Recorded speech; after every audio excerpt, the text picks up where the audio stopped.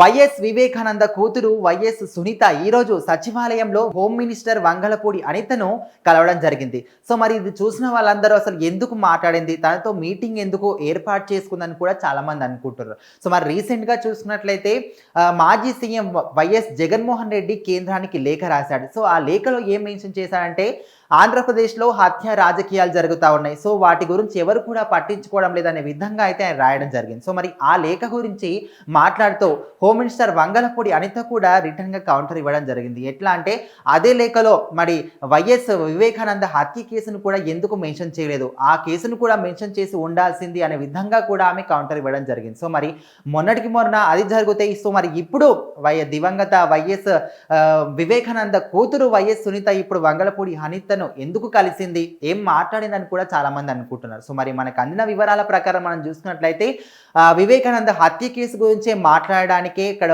వంగలపూడి అనితను కలిసి మాట్లాడడం జరిగిందని కూడా తెలుస్తుంది. సో మరి దీనికి సంబంధించిన కేసు దర్యాప్తు గురించి మాట్లాడడానికి, ఈ దర్యాప్తును ఇంకా వేగవంతం చేయాలి, మరి నిందితులు ఎవరైతే ఉన్నారో ఆ నిందితులకు శిక్ష పడే విధంగా ఇంకా ఈ కేసును దర్యాప్తు విషయాన్ని ఇంకా వేగవంతం చేసి తొందరగా ఈ కేసు గురించి చర్యలు తీసుకోవాలనే విధంగా కూడా సునీత అనితతోని మాట్లాడడం జరిగింది. సో మరి దీనికి సంబంధించి మనం మాట్లాడుకున్నట్లయితే ఓవరాల్గా మనం చూసుకున్నట్లయితే మనకున్న వివరాల ప్రకారం ఈ హత్యను మాజీ సీఎం జగన్మోహన్ రెడ్డి చేయించాడనే విధంగా కూడా మనకు వివరాలు ఉన్నప్పటికీ కూడా ఇప్పటికి కూడా ఎవరు దీని మీద ప్రత్యేకమైన అంటే అక్కడ ఉన్నటువంటి ఏవైతే సాక్ష్యాలు ఉంటాయో సరైన సాక్ష్యాలు ఎవరు కూడా బయటకు తీసుకురావడం లేదు. సో మరి దీనికి సంబంధించి మరి ఇంకెన్ని రోజులు ఈ కేసు జరుగుతుంది, ఇప్పటికే ఈ కేసు గురించి చాలా ఆలస్యమైంది. సో మరి ఇప్పటికే ఆలస్యమైన దీన్ని దృష్టిలో పెట్టుకొని దీని గురించి ఇంకా వేగవంతం చేయాలి. సో మరి నిందితులు ఎవరో తొందరగా పట్టుకోవాలనే విధంగా అయితే అనితతోని సునీత చెప్పడం జరుగుతుంది. సో అదే విధంగానే ఈరోజు తను సచివాలయంలో వెళ్ళి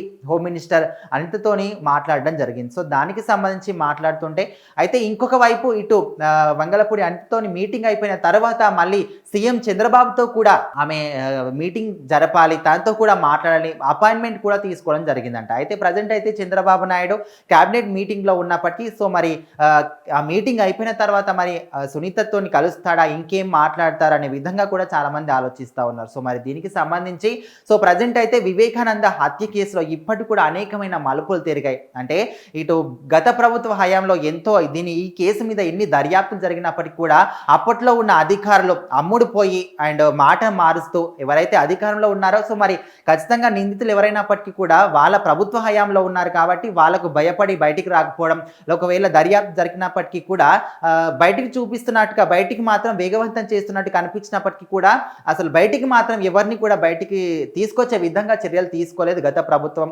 అని కూడా సునీత అనితతో చెప్పడం జరుగుతుంది. సో మరి చూస్తూ ఉందాం, ఇటు వంగలపూడి అనితతోనైతే ప్రజెంట్ అయితే ఆమె మాట్లాడింది. సిబిఐ కేసు దర్యాప్తు చేస్తుంది కాబట్టి సిబిఐ కూడా ఖచ్చితంగా మీ తరపు నుంచి ఖచ్చితంగా సహకారం అందించాలి, ఈ కేసులో మాకు న్యాయం జరిగేలా చేయాలనే విధంగా కూడా ఇటు వైఎస్ సునీత వంగలపూడి అనితకు చెప్పడం జరిగింది. సో మరి చూస్తూ ఉందాం ఈ మీటింగ్ తర్వాత చంద్రబాబుతో కలిసి ఇంకేం మాట్లాడుతుందో.